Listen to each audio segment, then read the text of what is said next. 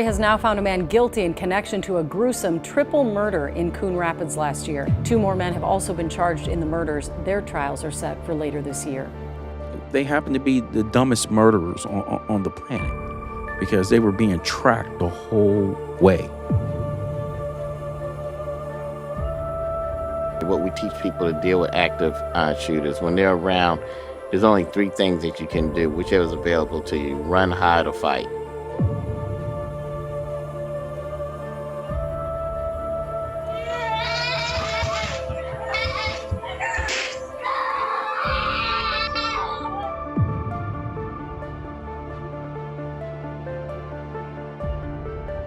The most dangerous moment in home security is not midnight.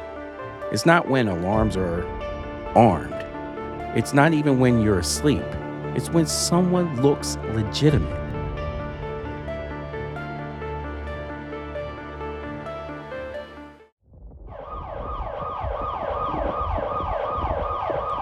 HillOfJustice is sponsored and produced by Jermaine Delmas Studios.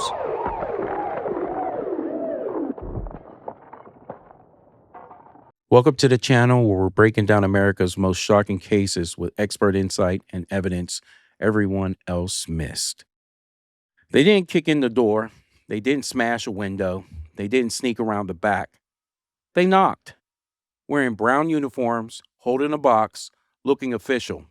And within minutes, a mom, a dad, and a son was dead. This didn't happen in a war zone. It happened in Coon Rapids, Minnesota in 2024. We're going to walk this case the way investigators do, because what killed that family wasn't bad luck. It was a predictable failure point that nearly all of you do routinely that jeopardizes your lives. I'm Jerome Hill, former police officer and state investigator, and with me is retired Sheriff Victor Hill. Could you do me a favor, everybody out there? We're taking a look at the analytics. Hit the like button and subscribe, and most importantly, comment on today's episode, because I think you're going to find this one that hits home for sure. The most dangerous moment in home security is not midnight. It's not when alarms are armed. It's not even when you're asleep. It's when someone looks legitimate. We're trained for this type of exact threat. It's called authority camouflage. And in Coon Rapids, these killers exploited it perfectly. Let's break it down layer by layer, and you'll see how this tragedy could have been prevented. And just as importantly, you could prevent yourself from being a victim, much like what happened. On January 26, 2024, a family of 5, a father, a mother, their 20-year-old son, and 2 young children under the age of 5, were living a normal day inside their home on 94th Avenue Northwest in Coon Rapids, Minnesota, completely unaware of what was coming their way, as a navy blue Nissan Altima pulled up outside, and 3 suspects stepped out, 2 of them dressed in UPS-style uniforms, pretending to be delivery workers while secretly planning a robbery, a plan that would, within minutes, explode into a brutal encounter that would shock the entire community. This exclusive video was first obtained by Midwest Crime and has never been seen by the public before.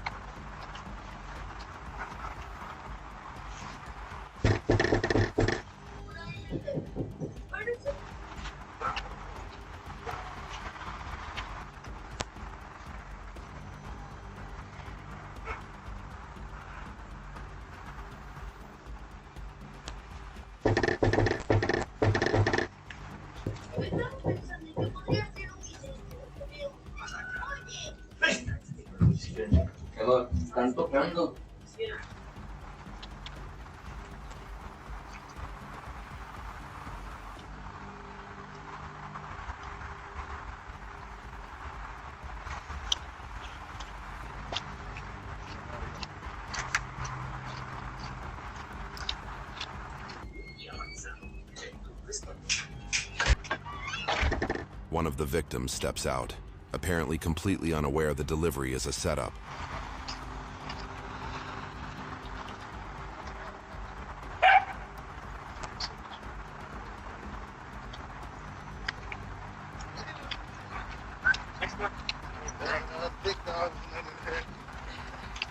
Ain't no big dog, is it?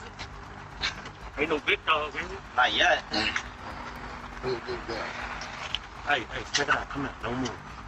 Don't move. Move your hand. Move your hand. Move your hand. Open the door. Move in there. Move like that. Yeah. Open the door.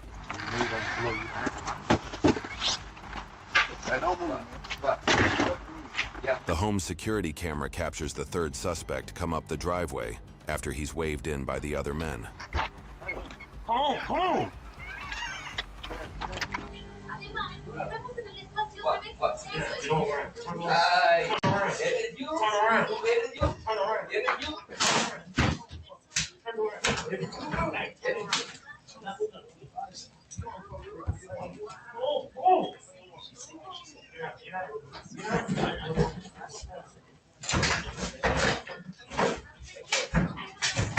She's right there.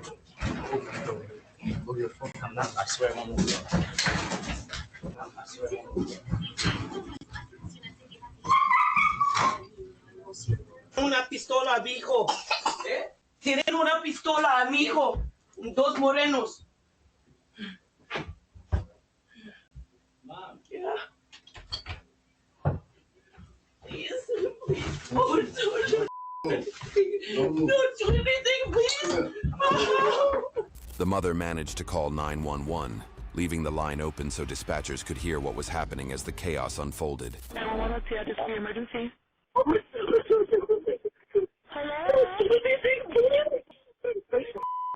Oh my gosh. Give me the money. And I ain't playing. Look. I know. Hey, Mario Alberto.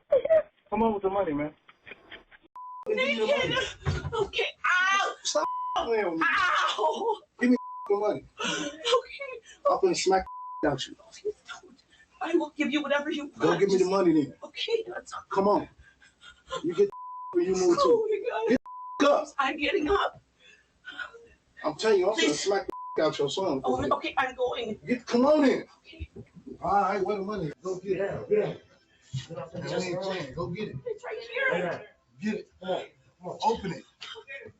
Man, Don't move. Hurry up. Just hold it. Sit down.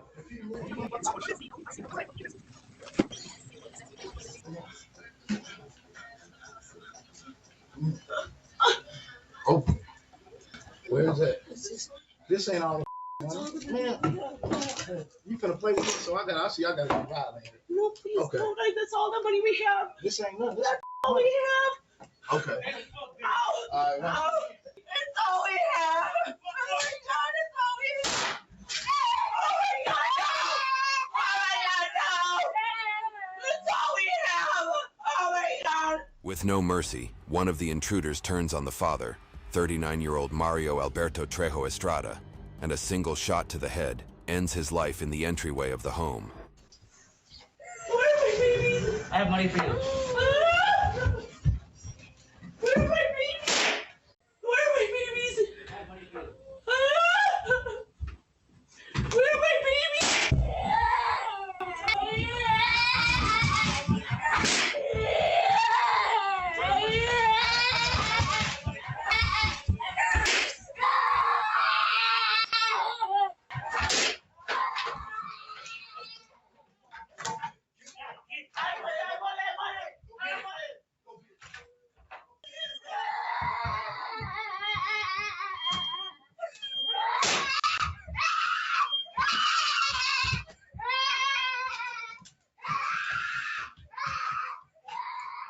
So, brother, we're going to take a look at how this house was selected.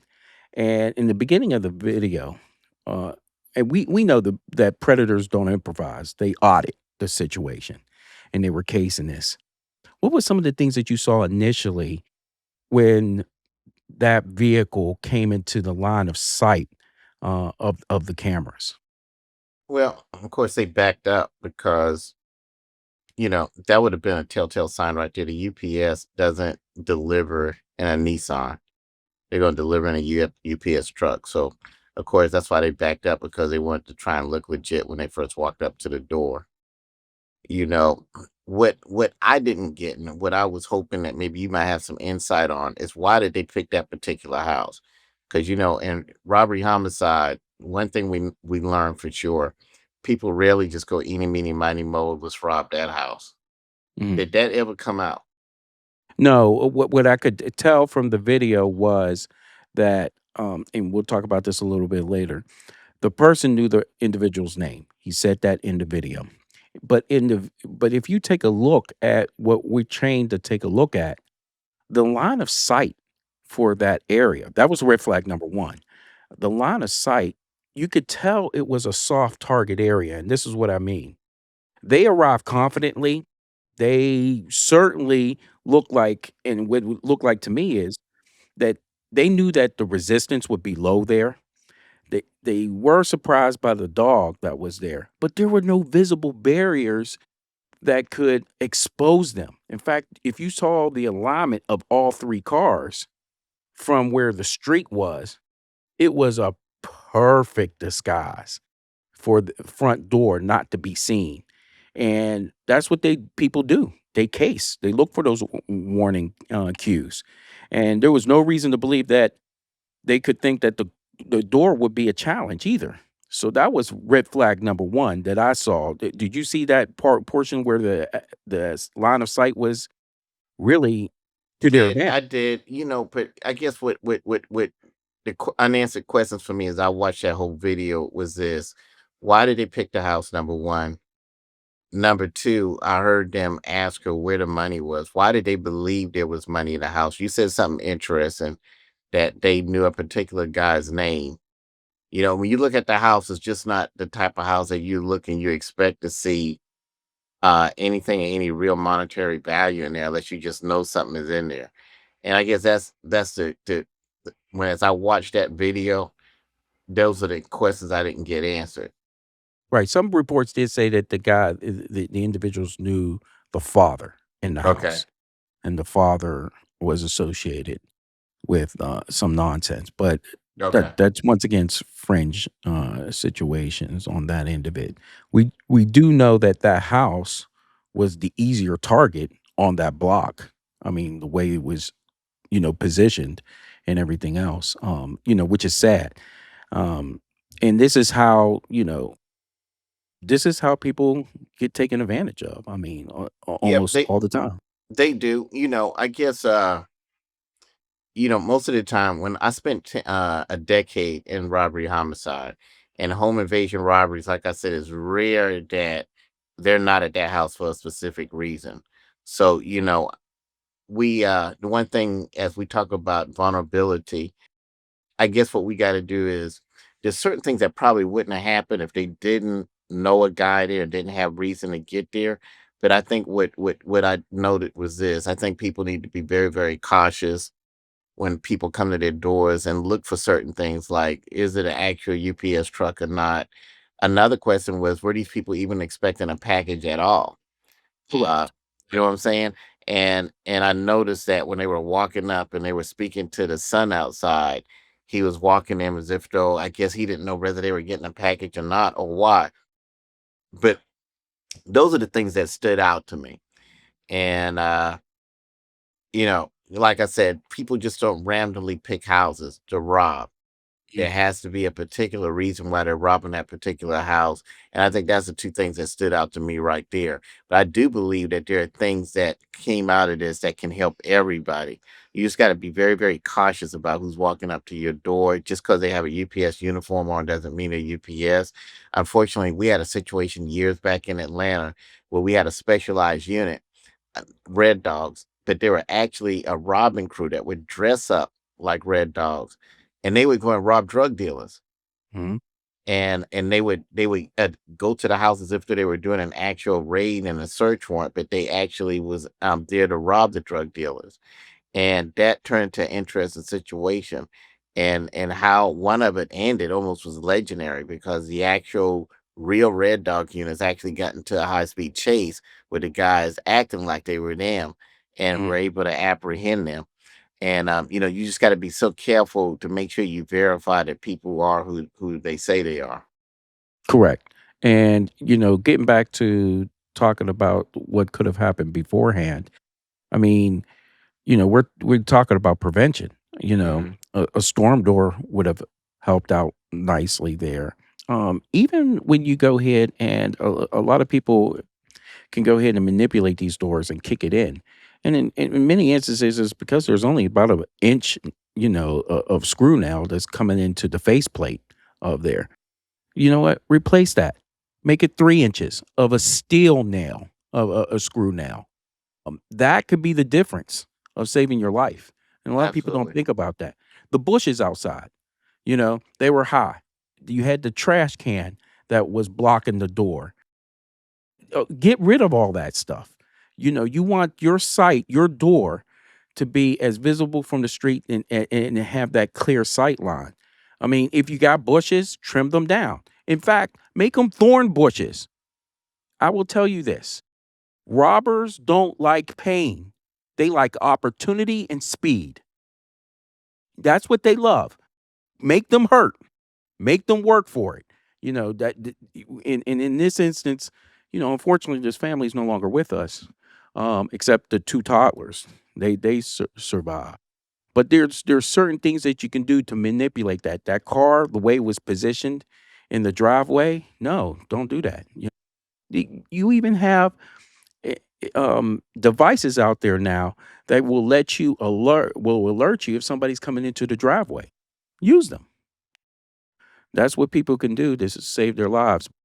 People are going to take advantage of things like, what we call pattern exposures. That's delivery schedules, online purchases, visible packaging. And that's what they did. As you mentioned, rare is a time that UPS doesn't use their box car to deliver packages. What people could have done right then and there was, hey, guess what? You could have behind your, and I want people to understand this too. A doorway is a barrier. Don't make it a bridge. And what I mean by that is, do not let individuals from the outside use it as a bridge to come inside. Unfortunately, with this situation, it was used as a bridge. The Yes. poor gentleman, as you noted, made one of the biggest mistakes of his life, and it was last. You know, the jig was up on him. He had two pistols on him. Yeah. You and I both know we're not opening up that door. We're just not. We're going to bring the fight outside and keep it outside. We're not going to bring it inside where our loved ones are. And unfortunately, you panic. And this is another crucial mistake that people need to understand too. Speak with your family members. Speak to them about a code word. Speak to them about if things would happen, where you would go. Because when the stuff hits the fan, you and me, Keith, we get into a shootout and stuff like that. What kicks in? Our training kicks in. We don't have to think twice about it because we're positioned to understand and know what to do next. Well, guess what? You could do that with your family by rehearsing things over and over again. This family won't have an opportunity to do that. What's your Yeah. thoughts on that? No, I think you said everything perfectly. First thing we always want to talk about is prevention and control. How can we prevent it from either happening? And I think you covered a lot of that, and how you can control situations so it doesn't get to that point. I often tell people in analogies. Um, I use an analogy from my decade in robbery homicide, and I often use home invasion robbers. And I actually see this video. You know, it's kind of hauntingly reminding me of some things I just told. Actually, I just told a set of my attorneys, and I said, listen, I've dealt with home invasion robberies my whole career, and here's what I can tell you about those type of people. Once they come in your home, you can cooperate. You can say, "Here's the keys to the safe. Here's my wife's jewelry." The odds are they're going to kill you anyway. And the goal is not to even, like you say, give them the bridge to get in. But once they're there, you gotta have a determination that you're gonna go ahead and fight, and how you're gonna fight, because the odds are you can cooperate, they're gonna execute you anyway. And a lot of that is because if they don't, it will heighten the chances of them getting caught and identified and being thrown in prison the rest of their life, which is exactly what they deserve. So that's why I've always told people, including all the set of my attorneys, anytime I get attorneys, we get ready to fight a case. I said, listen, unless you're willing to fight this all the way, you don't want to do this, because being nice to these people and cooperate with them is not going to make them act any better or do anything. So I think people need to understand, if you get to that point where they're already in the house, your only chance of survival probably is to fight. Cooperating, as you see, for the most part, they were cooperative. They weren't being uncooperative. They might have been scared or upset or begging and pleading, but they weren't uncooperative. And you saw what happened anyway. Right, right. And the other thing that struck me was the fact that here's where an open area where the son was at, where he was immediately surrounded and neutralized. That's how fast it can happen. And now you got the indefensible going on. Now you have to defend the interior. And let's run into the interior now. Because once they're able to get into the interior, they started assaulting the father right away, asking for the money at that point in time. It didn't take long for them to place a bullet inside his head. Not at all. At that point in time, the mother and the son should have been on high alert to get out by all means necessary. One of the things that I saw on that video was the mother had enough forethought to go ahead and call 911. When she called 911, she kept them on the line, although she was screaming and so on and so forth.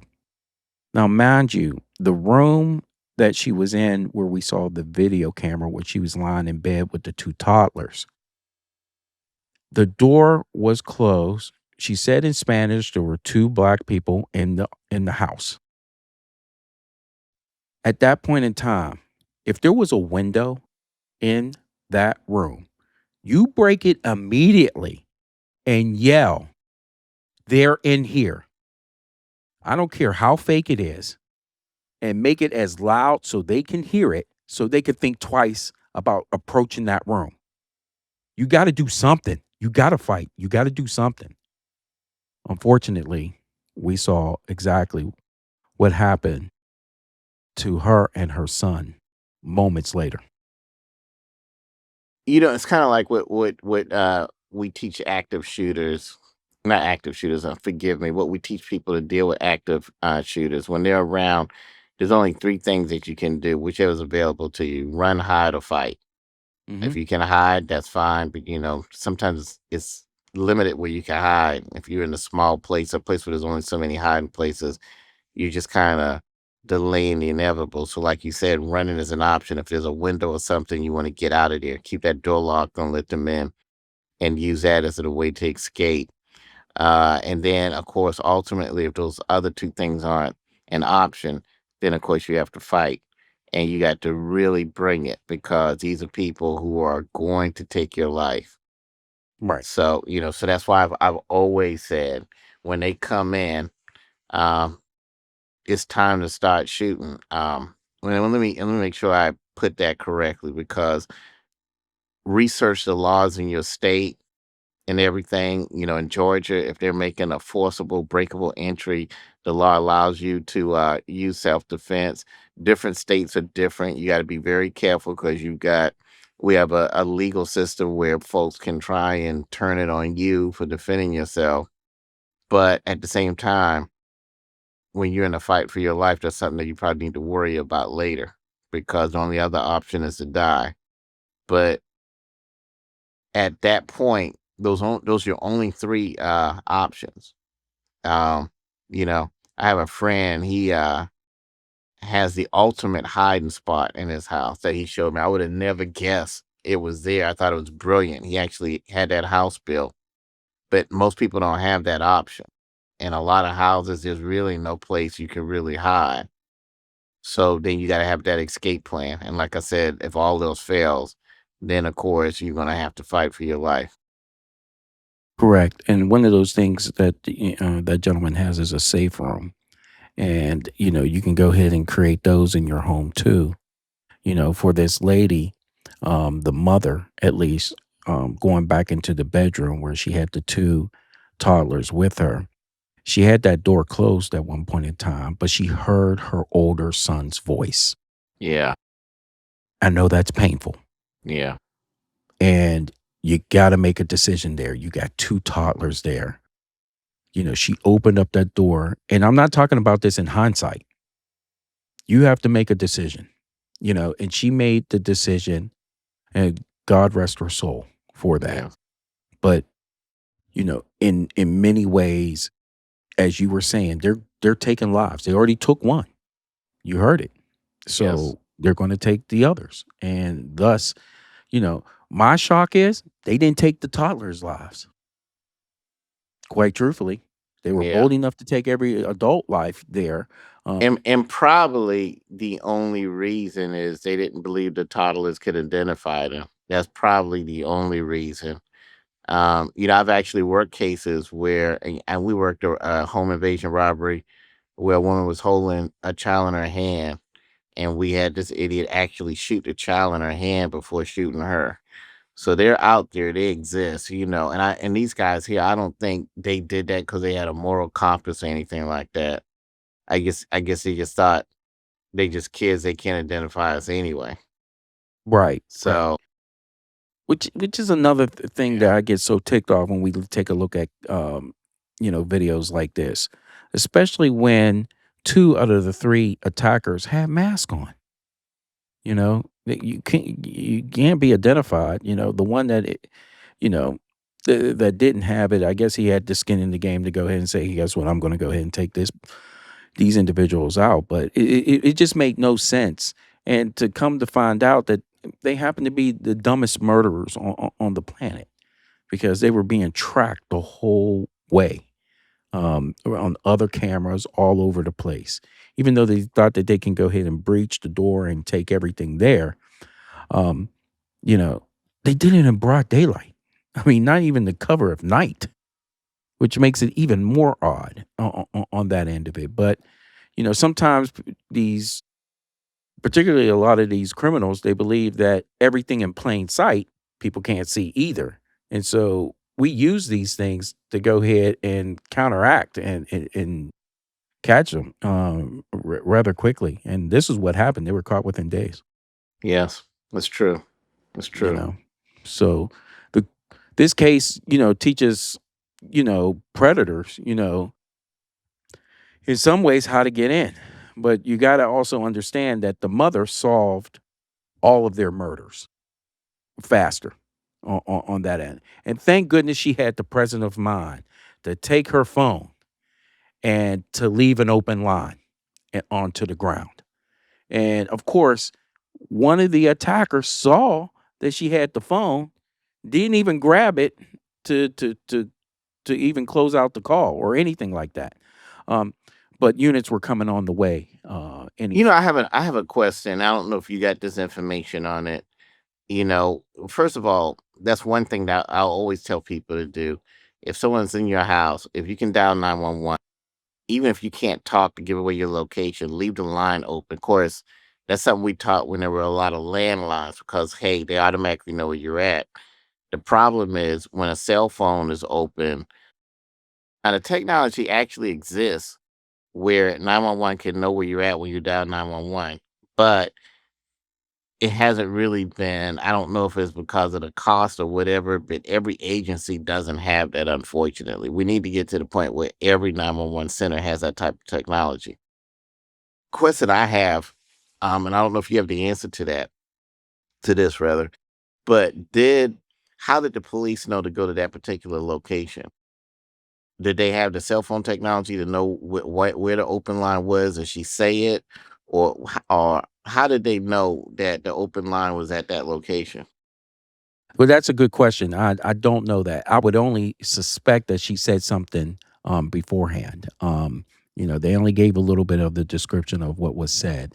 For the speed of how they got there, and having those two toddlers still in a state of panic, running around in the house. Um, so at some point in time, I don't believe that it was geofencing where they triangulated into the Right. house. Right. So I would believe that she did give an address, and that's probably that's one of the first things that they ask right away. You know what I mean? Your name, and of course, where's your address? And she Yeah. probably gave that. But that was probably the only hard part that she could go ahead and do, because things escalated so quickly. Let me add something to that. When you and I were street cops, one of the most important things they taught us is to always know where you're at. If you had a good Mhm. training officer, you'd be driving around all night and he'll stop you and ask you where you at. Because Mhm. different officers, they get in shootouts or a situation and they call them for help, but they're asking, well, where are you? They don't know. So now people got to search the whole city or the whole jurisdiction, or at least that sector they're in, to figure out who they are. So good street cops are always trained to know where they're at. Well, we got to train our citizens to do the same thing, because until that technology is integrated to every 911 center, at any point you can have to get on that phone and say you need help. But if you don't instantly know where you're at to tell someone where you're at, they got an open line. They got a recording, Mhm. but you need someone to get to you. So that's something that's very, very important as well, so that people understand, in case anything happens or whatever, know that unless that exists and you're on a cell phone, because most people now operate from their cell phone. Very few people have landlines. When they had landlines, it was very easy. And we took those calls seriously. Anytime there was an open line and no one was saying anything, those calls were what we call back home code 2 calls, meaning let's get there as fast as possible. Now, sometimes you get there and it turns out it's a child playing with a phone or something, but a lot of times it can be something like this. So it was handled with priority, and you had to approach with caution because it's an open line. But now, when you have an open line, there's no guarantee they know exactly where you're at. And if you can't speak because there's a gun to your head or something, you got to have some type of alternative plan in order to make sure people know exactly where you're at, so they can know where to respond. I think that's an excellent point. I mean, we're talking about situational awareness, and you have to be an active participant in it. I used to love that game, as an officer, is to just go ahead and go anywhere in the city and be like, I'm going northbound, southbound, eastbound, westbound on somewhere. Um, Even knowing where you are positioned when you even have to go into darkness, that you have to be trained with that. And we get trained doing even shooting at night with just red and blues all over the place. Um, Absolutely. this is to go ahead and get us acclimated with the surroundings. And so this is one of the things that I think is a good lesson. I think that's a great point that you brought up. Yeah, one thing I used to always like to do with rookies is this: after we would take a prisoner to jail and we're driving out of the jail, give them a scenario, say, okay, listen, right now someone's shooting at the car. What would you do? And the answers you get would be sometimes hilarious. So it's okay. So you would shoot back, right? Okay. So go ahead and show me how you're gonna do that. And I'm like, what? Yeah. I mean, draw your gun right now and do it. What do you mean, draw the gun? Draw your gun. They didn't have that gun because they left the gun back in the locker Hmm. at the Yeah, yeah, jail, right? So you can't leave but so far to teach them that particular lesson. But hey, pay attention. You know what I'm saying? So, you're right. We got to teach ourselves that. We got to teach kids that, to always know where they're at. A lot of kids, parents, it's most a safety thing for kids to have phones now. It's a two-edged sword. You want them paying attention in school. You want them doing whatever, but they need that phone so you can contact them and know where they're at, and you can have a locator to know where they're at. If 911 doesn't have that locator, they're dialing 911. The time to take, well, where was your child last at? They need to be able to tell them so the cops can get to them right correctly. So that's a good game to play with your kids. Where are you? You know what I'm saying? yeah, If yeah. something I like happens, that. how do you use this phone? And what do you tell them? And then of course, and let them know what the priorities are. I need you to call 911, and then the minute they get off the phone, you call me if you're capable of doing it. But somebody has to know where you're at. And Right. teach them to keep that line open too. Yeah, Teach them how to yeah, dial yeah, 911 like the lady did. right. And just let it, if you can't say nothing, let that line stay open. And I think that's worth repeating. In addition to that, we talk about or kids having cell phones at school, where there's many universities and schools getting shot up. I mean, it's a must. You I agree. you got to teach these things. I mean, there's nothing that we can go ahead and say otherwise. We're not in that type of life anymore. That was yesteryear. I agree. We're in a new reality right now, and that's where we're at. You know, there was, of course, unfortunately, when you're in a situation, unfortunately, when you unlock any cartilage of your home, you could trap yourself in what we consider a coffin of your own design. If you cannot see someone approaching from the side or until they are on top of you, wisdom should tell you that a recessed entryway is, the what you might think is aesthetically pleasing in that way. It's not. It is almost, you know, to the advantage of the intruder. And Yes. you got to understand that is a high threat transition area. It's a blind spot for you. It is for them gold on that end of it. And unfortunately, that's exactly what happened. And those cars really, really, really, really helped them out, because one of the guys were able to just go ahead and pull themselves from the other way and totally be out of line of sight. The poor boy, he didn't have a chance, Yes. quite truthfully, you know. And Right. And also, and with all due respect to that family, and those kids will be in my prayers. That's something that they're going to be traumatized with the rest of their lives. With all due respect. But also, I want to say this to those out there involved in things that you shouldn't be involved in. Think about the fact that you can bring this type of harm to your family. Mhm. You know, if you're going to be involved in anything like that that brings that type of violence to yourself, try to live someplace else, because when they come for you, you're putting your family in danger. And usually when these guys come, they're not just going to deal with you, they're going to deal with everybody in the house. And if you have a wife, kids, parents, or whatever, you're bringing and endangering their lives. Yeah. The other part of this is, fences over 4 feet tall and everything like that. You think you're having a privacy fence, but I'm here to tell you it's a cloak of invisibility. Yes. And once a perpetrator jumps over that fence, guess what? It's good times after that.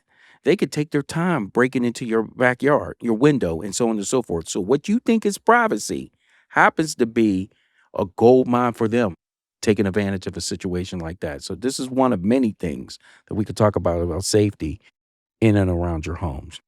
That's very true. Very Yeah. true. Well said. So we're going to go ahead and wrap up today's episode. We love for you to go ahead and comment about some of the things that we mentioned. And I'm sure you have other ideas about how to go ahead and protect yourself and your family. But just be on the lookout. This is the time. This is the season. We care about you. We want you to be home and be safe and not be a victim. So without any further ado, brother, I'll talk to you soon. Absolutely. Happy New Year, brother. Happy New Year to all our viewers. Yes, definitely. Happy New Year to everyone. Be safe.